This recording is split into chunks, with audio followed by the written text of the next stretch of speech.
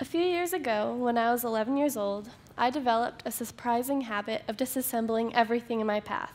Toys, clocks, remotes.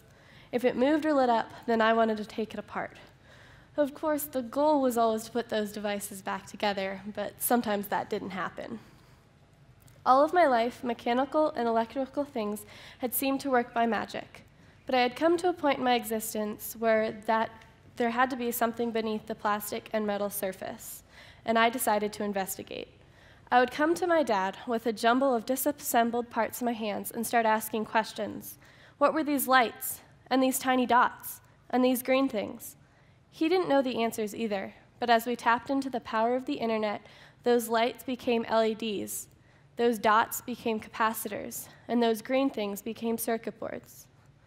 One day, my dad said, "You know, instead of taking things apart, we could maybe try to build something." I screamed, "I want to build a robot!" He was surprised at that answer and explained that there'd be a lot to learn, but we decided to give it a try. We thought it would take a few months, if not years. We read blog postings about electronics. We watched YouTube videos to learn how to solder. We studied tutorials to figure out what types of tools to use and how to use them. All of the information was there. You just had to open your mind to it. My little sister soon joined us, and a few weeks later, we had built our very first robot, a replica of a droid we'd seen in Star Wars. As soon as we were done building our first robot, my sister and I wanted to build another. We went to local electronics stores, bought components online, and hacked parts out of old stuff we found. The more knowledge we gained, the more we wanted. We built all sorts of robots. We built robots that rolled, robots that crawled, and robots that flew.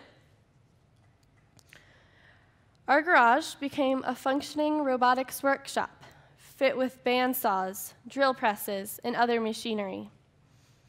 We even built our own CNC mill to machine our parts.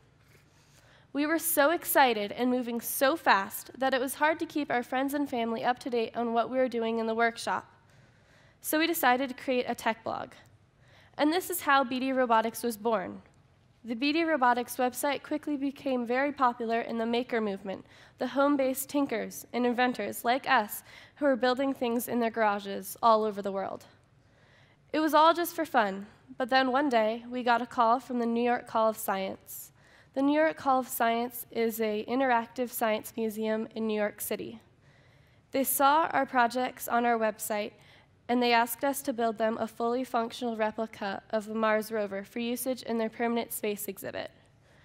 As we began to work on it, we knew we had a new challenge. We weren't just building robots for our own use anymore. We had to build a robot that was simple to use, robust, and reliable.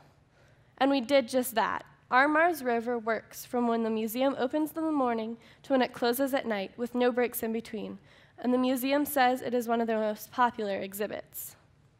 Our Mars rover project attracted a lot of attention. We received a letter of commendation from the director of NASA. Dozens of magazine articles were written about us. My sister and I were featured on Fox News and Good Morning America. Emails poured in asking us to give talks and build robots for various purposes. We built a set of robots for the National Space Museum in Prague, Czech Republic, as well as another set for the Petronas Towers in Kuala Lumpur. Soon we had a small business building robots for museums all over the world. We thought we had it all. Then we got a phone call from Washington, D.C.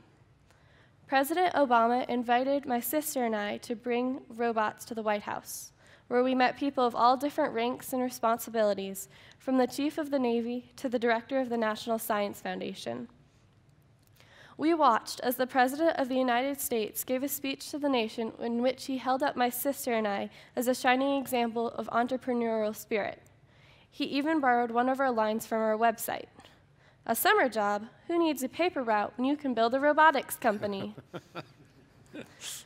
To further prove the point of the requirement for job mobility in the future, my sister later asked, "What's a paper route?" When I look back on this, I can't help but thinking just a few years ago, I was 11 years old, taking apart remote controls on my bedroom floor. As I get older and look out into the future of the world we live in, here's one of the conclusions I've come to. The huge amount of easily accessible knowledge contained within the internet has changed the landscape of invention. My story isn't a unique one. There are makers like me all over the world.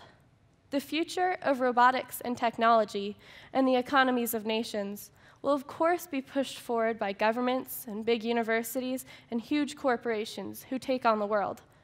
But it'll also spring from the creative individuals and small teams who start projects in their garage, building for the sake of building, driven by an endless thirst for personal knowledge and capability. For every routine, repetitive job lost to AI and automation, a new millennium job can spring from the workshop of makers. When I see the Foundation's entrepreneurial investment program, I am encouraged.